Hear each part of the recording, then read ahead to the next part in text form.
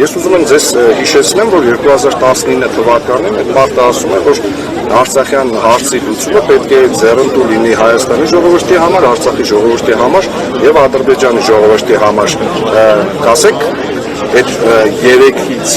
ում է մենակ ձեռնտու եղել Արցախի հարցի նման իրենց պատկերացման վերջնական լուծում, ում պատկերացմամբ Արցախի հարցը չի լուծվել դեռևս ու սա լուծում համարել չի կարելի։ Տվյալ անձնավորությունը կարող է ասել ու խոսել ինչ ուզում է, մեկնաբանել իր ասածը այսօր այսպես, հետո ասել ասուլիսների ժամանակ ինչի ես նման բան եմ ասել։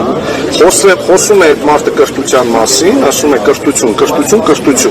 Հիշեցնում եմ, որ դա այն մարդն է, որը նախընտրական արշավի ժամանակ ասում էր, որ բոլորին շինելու եմ,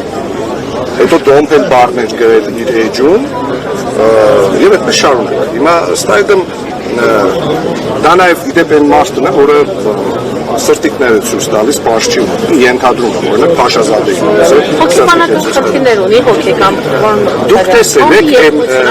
դուք տեսել եք այն ռիլը, որտեղ ինքը ֆռում է եւ տեսախցիկին է նայում։ Եթե մարդը հոգեբանական խնդիրներ չունի, ինչ մասին կարելի է խոսել։ Մի խոսքով,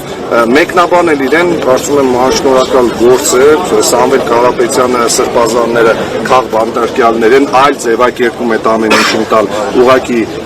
չի կարելի ու հնարավոր չի, ու եթե կոչի մասին ենք խոսում, շատ ավելի շատ նման է կոչին կամ ես կլինեմ վարչապետ կամ Հայաստանը վարչապետ չի ունենա, քան այն ինչ ասել է Սամվել Կարապետյանը։